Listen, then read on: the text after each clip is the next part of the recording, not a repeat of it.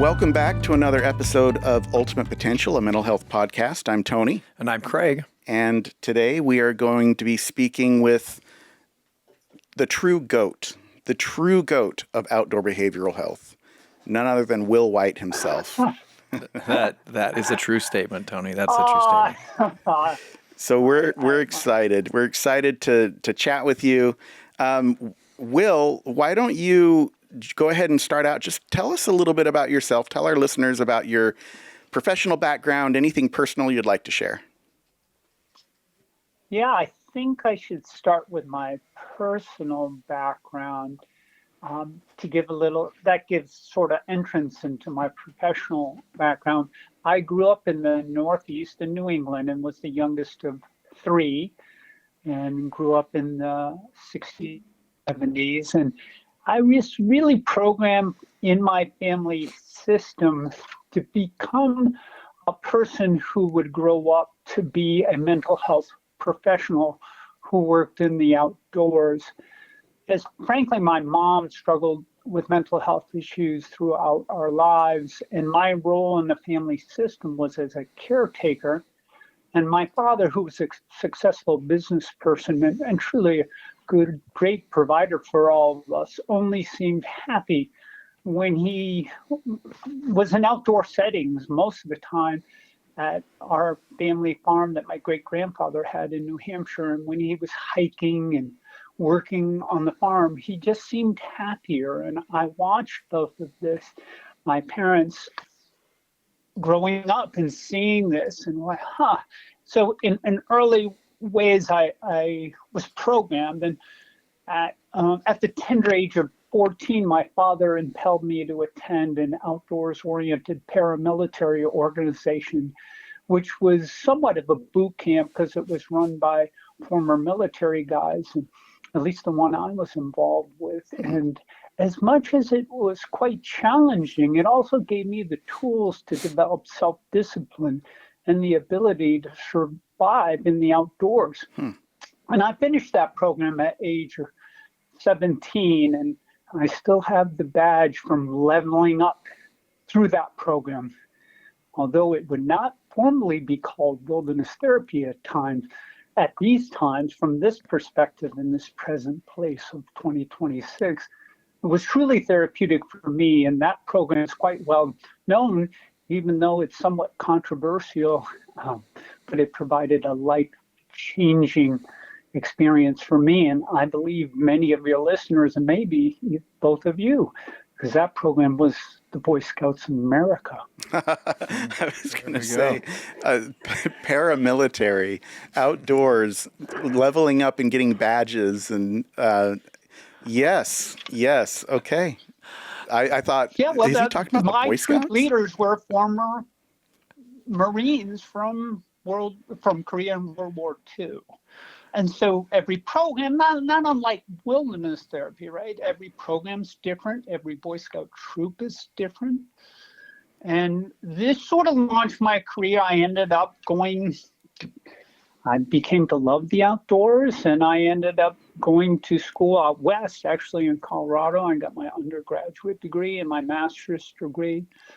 And then I returned back to New England, where I worked in mental health centers, etc., but I was always loving the outdoors, and I was hired at a traditional boarding school where I ran the outdoor program, and I also was a therapist there and developed the first program I helped develop, which was in the 90s, called Prep for Success at the school. And we took young people who had finished wilderness therapy programs, mostly in the West at that time, because there wasn't anything in the Northeast. And that was when wilderness therapy, the model seemed to be like 3 weeks, and they would go to this traditional school. And I created a program to help them transition to these traditional environments. And that was my first foray into outdoor mental health treatment. And a few years after that, I helped co-found a program called Summit Achievement, which still operates today. And that was in 1996. So I guess I'm old, but I'm certainly not as old as the field of wilderness therapy. Wow. But you are, I would call you one of the early adopters, one of the pioneers of wilderness therapy. You've shaped it, certainly. So, Well, that's very, very kind of you. And I would say that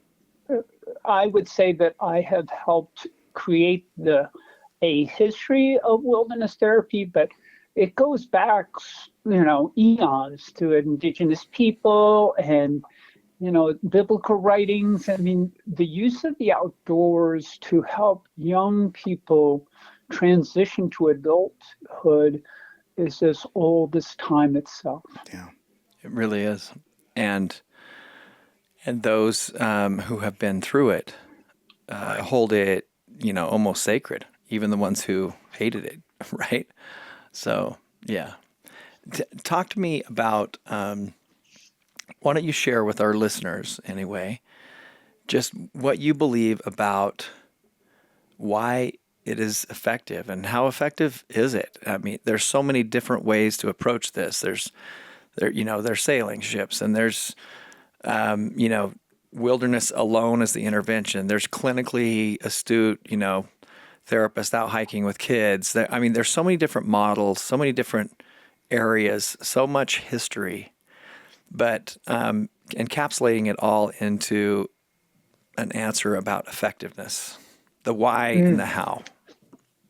As a researcher, so I ended up writing my dissertation about the history of wilderness therapy, and it's called Stories from the Elders, Chronicles, and Narratives from the Early Years of Wilderness Therapy.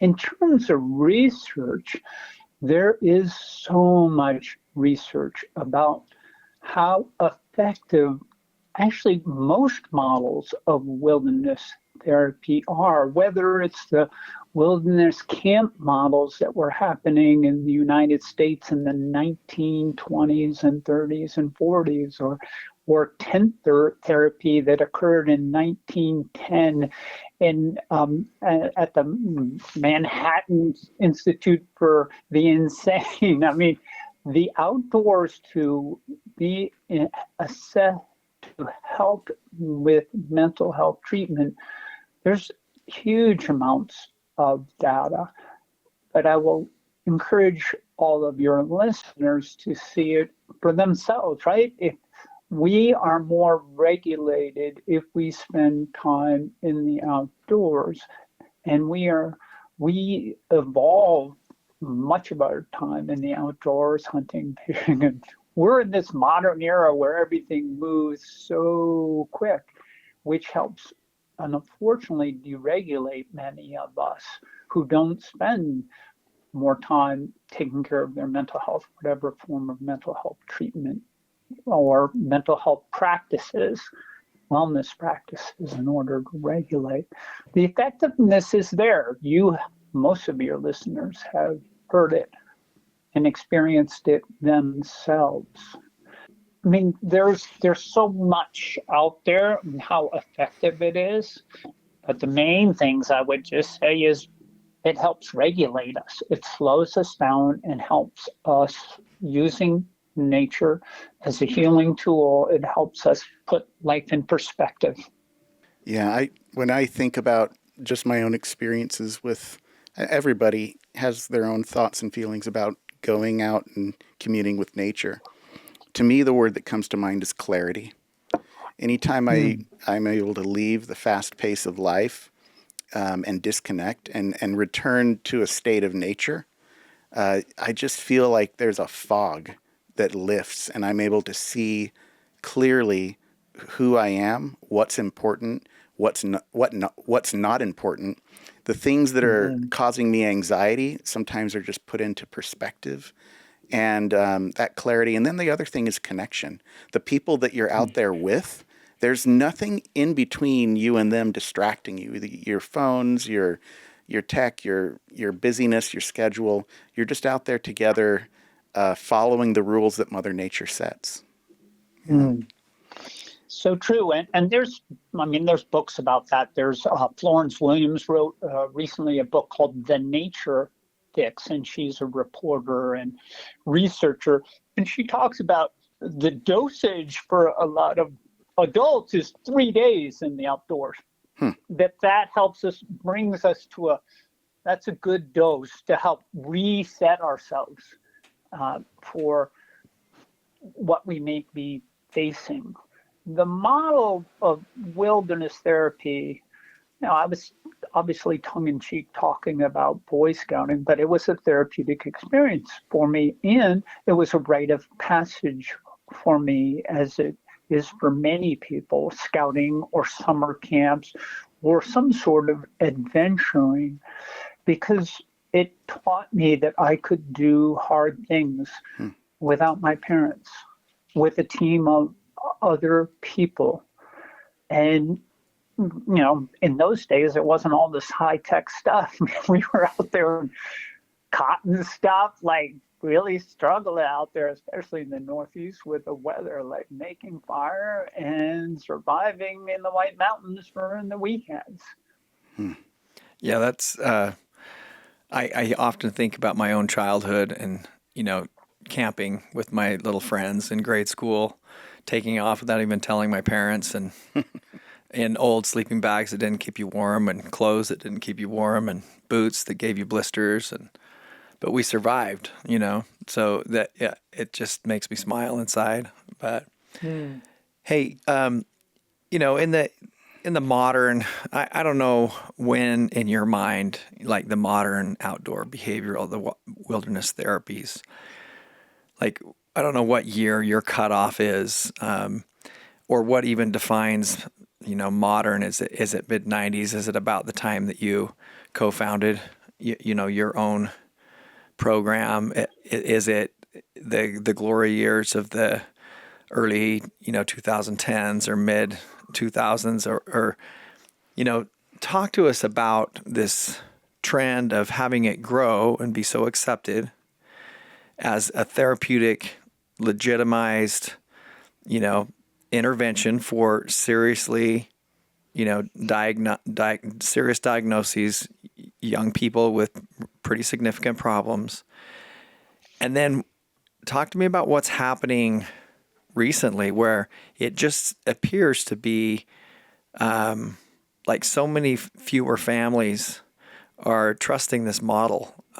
So many fewer providers are willing to provide the care. What are your thoughts there? So when people ask me about when did wilderness therapy start, I say what I shared with you earlier. But the words wilderness therapy first appear in a book called Prisons Without Walls.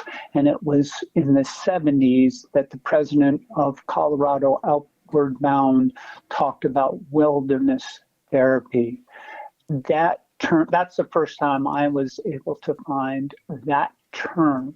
That said, in the article, in the chapter that he wrote, there was nothing about therapists in wilderness therapy. So it really starts showing up in what most people see in our country right now, is that Brigham Young University's youth leadership through outdoor survival course that was started by Larry Dean Olson, and he has passed away, but he's a wonderful man. I spent a lot of time interviewing him, and that's part of my dissertation. And Larry Dean Olson was asked to take out a number of, I think it was about 15 BYU students who had flunked out, and he took them out for a 10-day course in survival. And if they did well enough, then they could go back to BYU. And that's sort of the start of the primitive skills model of wilderness therapy that most people are familiar with. And in interviewing Larry Dean Olson, I always am looking for, like, where are the other threads? And he said he was inspired because he had written a book called Primitive Survival Skills. And that book caught fire, and people who the director Sidney Pollack and Robert Redford, the actor, had him consult on the film Jeremiah Johnson. And so Outward Bound heard about him and said, "Hey, can you come teach a course?" And he said, after teaching a course at Colorado Outward Bound, and like, hey, let's not only are they going to do this mountaineering style at Outward Bound, but they're going to do this. I'm going to teach them primitive skills. And that's what Outward Bound wanted him to do. And that summer, they were short staffed, like a lot of programs in that day. So he worked a bunch of courses. And he said, I decided to do it my model, not their model with all the fancy gear. I'm going to do this primitive skills model. And that's where it first shows up in Utah. And then it grows from there. But Larry Dean didn't originally have licensed mental health professionals. It wasn't until Doug Nelson, also at BYU, who had been at BYU, he starts what was called Wilderness Academy, later known as Aspen Achievement Academy. And he brings on a woman named Dr. Madeline Liebing, a psychologist. And that's where you see the modern, more licensed mental health professionals working in a primitive skills model program, which most people refer to now as wilderness therapy. That said, there were therapeutic camps before that had summer camps or year-round camps that had licensed mental health professionals. But that idea of going in the desert for long periods of time, those are the times, and it sort of starts in the 80s.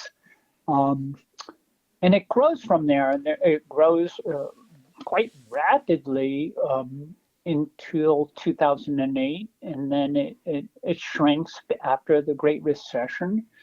But then a lot of people who had worked in programs that were owned by a large corporation, Aspen Education Group, that was private equity funded, those programs all closed because of Great Recession.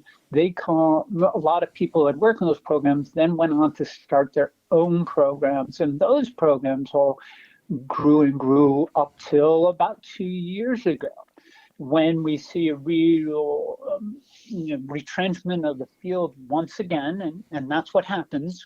There's growth and retrenchment.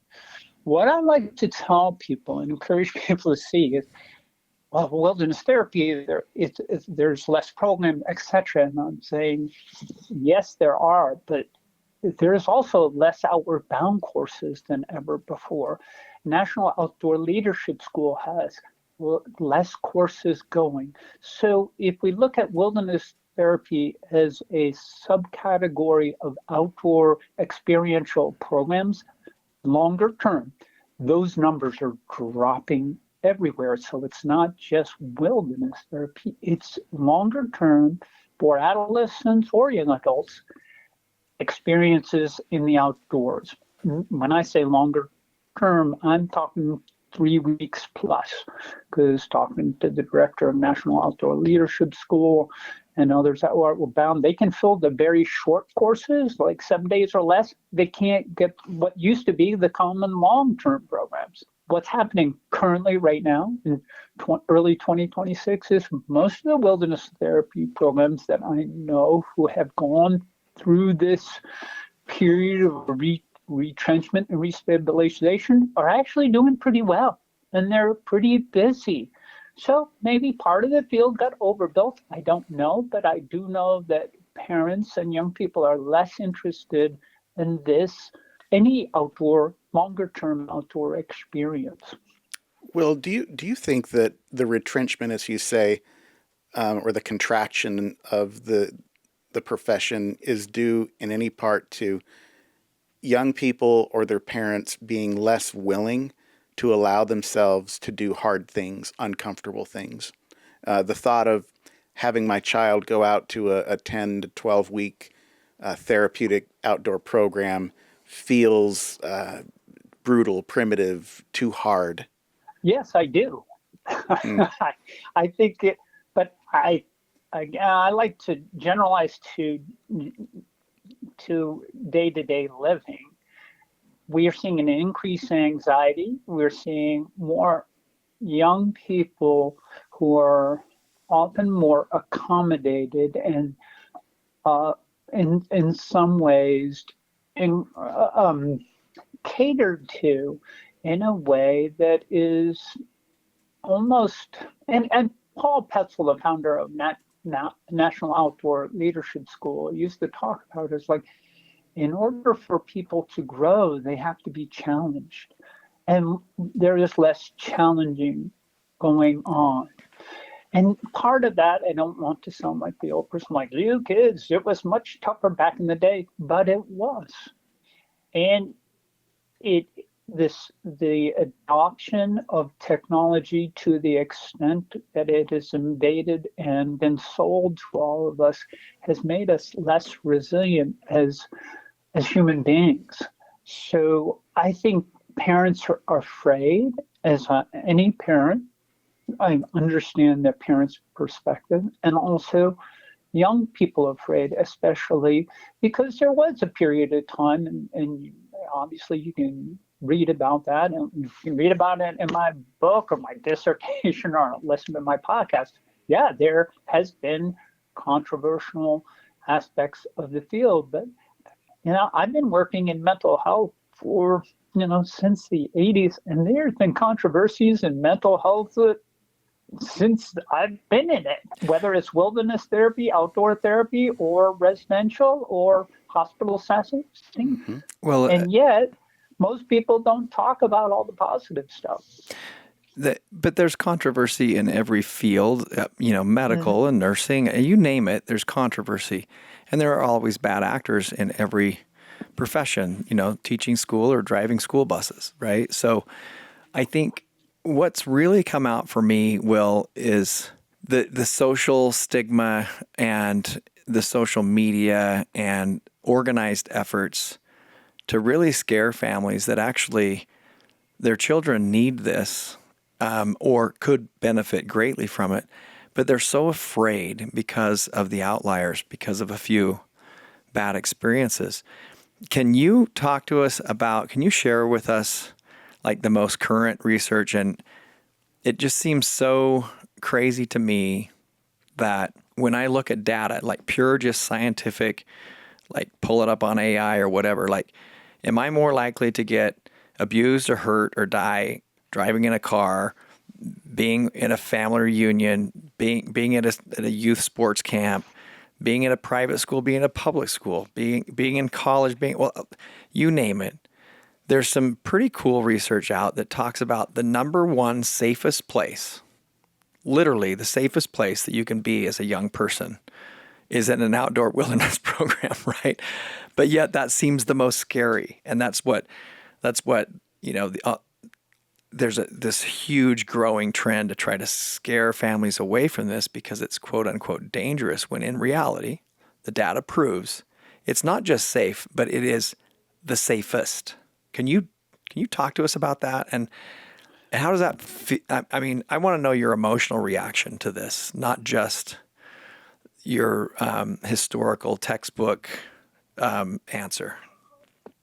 Well, emotionally, at first I sort of grimaced because I have worked in my career to talk about all the positives in the field and the growth of the field, and I talk about the retrenchment of the field, and I'll relate to parents who are anxious and young people who are anxious, and yet I look at the data as a researcher. And some of the best, easiest way to get data is if you Google like wilderness therapy and safety, you'll probably come up with the Best Notes website that has all this data. And that Best Notes was actually founded by Larry Dean Olson's son, who had worked in wilderness therapy as a young person. He took some of his research and helped run some research, and that research was not, as a independent researcher, but we have in the field collected data since 2006 to like I think it was 2022. And there was like almost 2.2 million program days. So that's a day that a young person would be in treatment. So 22 million. And it's an extremely low risk of death. In young people in general in the US are 6.5 times more likely to suffer a fatality day to day than they are if they're in a wilderness therapy program. Only 2% of the clients experience an injury that required an out of the field care, meaning pulled out. So the numbers are actually quite low, but that's not what sells when you're sharing a story about all the horrible things that have happened in wilderness therapy. And that percentage is actually quite low. As you know, in writing, doing your podcast, you're going to get more downloads if you wrote all the controversies in the field as the title. Right. I find I have almost 300 episodes. When I do one about the controversies, let me tell you that I experienced like, oh, everybody downloads that episode. So it's getting a balanced perspective, and we have to recognize that parents are very emotionally vulnerable when their child's in crisis, and most of them have tried outpatient, and they have tried intensive outpatient. Sometimes the best is wilderness therapy, but you have to have some guidance in doing that.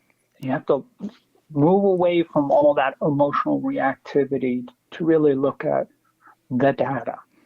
I think more and more when a parent sees their child uncomfortable or anxious, their instinct is the way to solve this is to take away the thing that's making them anxious or uncomfortable. So I'm going to help my child be more functional by making them more comfortable. But Michael Easter wrote a book, a bestseller called The Comfort Crisis. And in it, he makes the case and goes through all the research on how our desire for comfort is really kind of dismantling our society right now and eroding our mental health in a major way. As they say, there's no growth in the comfort zone, and there's no comfort in the growth zone. And we want our children to grow, but we want them to grow while they're comfortable.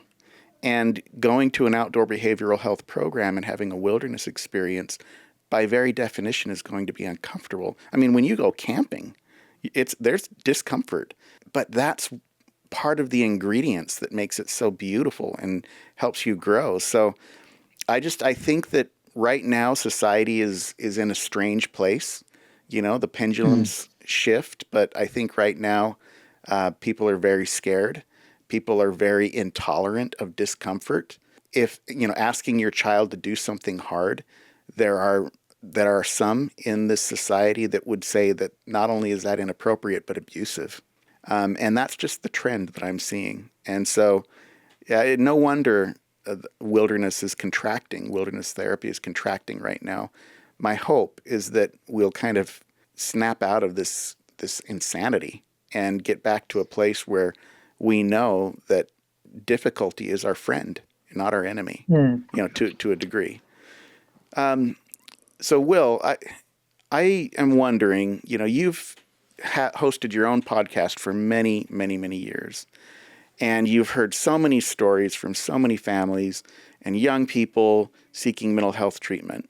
If you had to kind of point out what you're seeing as far as trends and even a piece of advice for somebody who's personally struggling with their mental health, what would that be?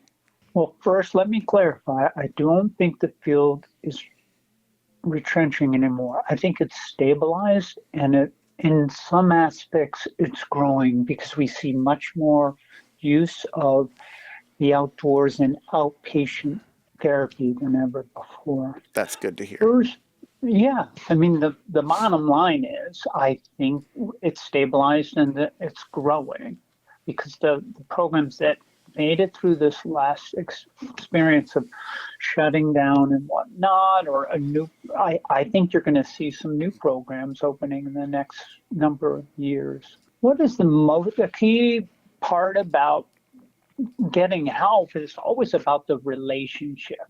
That's the relationships matter more than the method, right? Mm-hmm. And on my podcast, over hundreds and hundreds of conversations with families, young people who went to wilderness therapy, whether it was good or bad, experiences or parents or clinicians, it's always about the relationship. Because even those who have not a positive experience, they can say, oh, this feels like, oh, this, or, it's always about the people.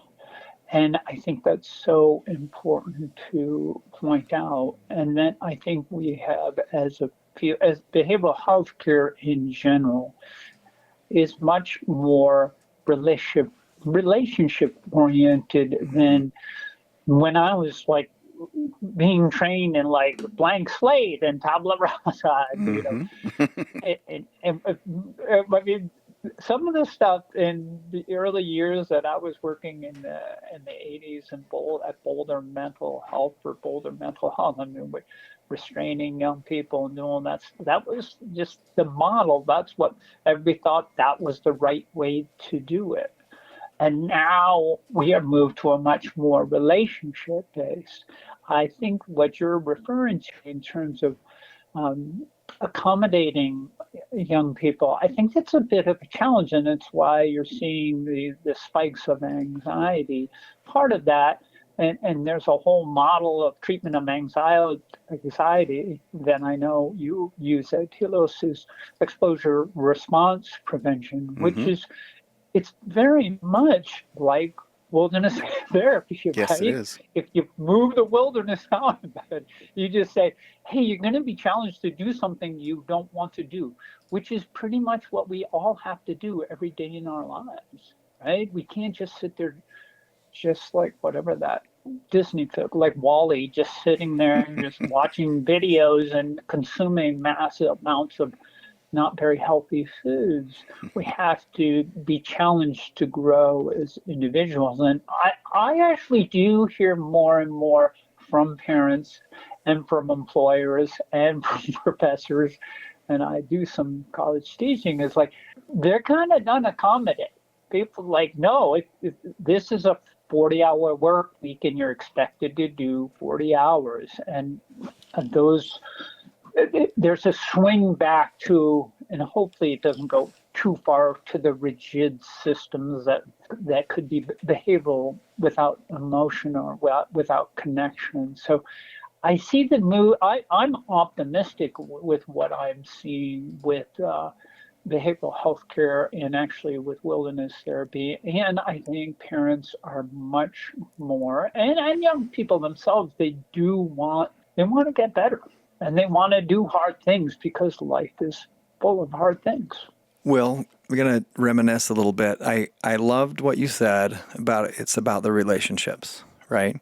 And for all of the listeners who don't know you or don't know anything about you, I just want to give almost like a tribute for a second about Will White, the human being, not so much the professional, the outdoor behavioral wilderness therapy guru of all time, the GOAT of whatever. And I just want to just proclaim to the world that I believe that you are a world changer. I believe that you are one of the most genuine relationship people that I've ever met in my life.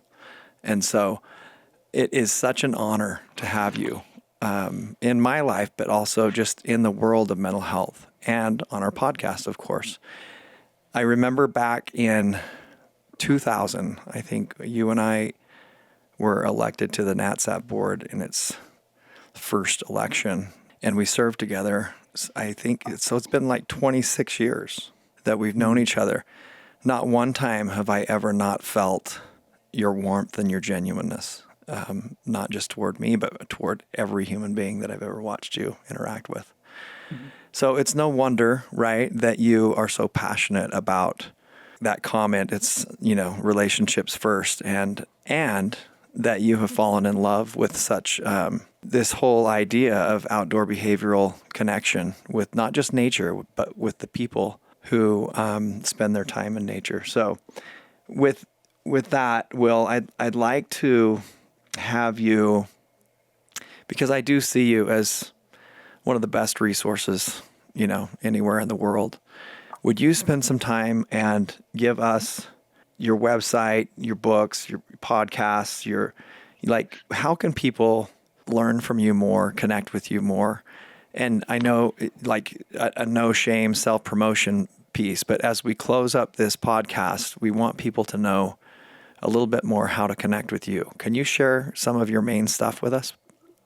Oh, well, Craig, you're making me crack up because I adore you and all the work that you and Tony have done at Telos, and you're a leader in the field, and I just want to say thank you for those kind words, because life sometimes is, there's some days you really need to hear some kind things like that. So I appreciate you and Tony and this podcast and for us connecting. So my podcast is Stories from the Field, Mental Health in the Outdoors. And my website, storiesfromthefield.com. And in the book, but I am updating the book, but this book is Stories from the Field, a history about wilderness therapy, not the history, but a history, because to do the full history is volume. I'm also helping with a new organization called The Trade for Life, which is a young adult program that helps with young people wanting to learn the trades, much of them in the outdoors, like forestry and landscaping. And also have the small men's retreats. I don't know, do you know about this, Craig? I don't. Tony? Yeah. White Mountain Adventure Institute, WMAI.org. It's at the family farm that I told you about. That I see. No way. I am now in charge of my great-grandfather's farm that's been in the family since 1895. Wow. So, yeah. Do we get a 2-for-1 if Tony and I come together?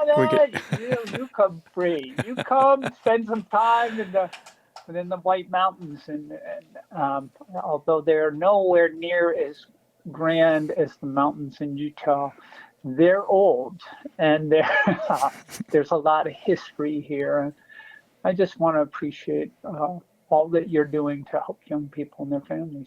I was part of Summit Achievement, and it still goes on. I am just no longer part of it. A couple of years ago, I said, well, that was my time. I helped raise that program to get to be about 27, and I said, that old enough for me. You go out on your own now. Oh, that's wonderful.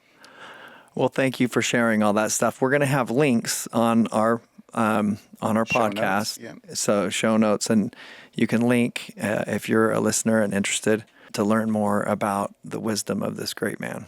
Will, thanks again so much for being with us. We're honored to have you. I know you were the recipient of the NatSap Leadership Award. When was that? Was that last year or a few years back? Oh, no, way back in the day. I'm old. I think it was like 20. I don't know. They all blend. You get older, you're like, I don't care about those. Yeah, awards. they all blend. When you're young, you kind of want the awards. Now I'm like, it's an award, right? It's like, I want to spend more time talking with you all than talking about awards. Well, again, thank you for your time. Thank you for your expertise and your passion. And with that, we are going to go ahead and wrap up this episode of Ultimate Potential. Listeners, until next time, just remember one thing: mental health matters.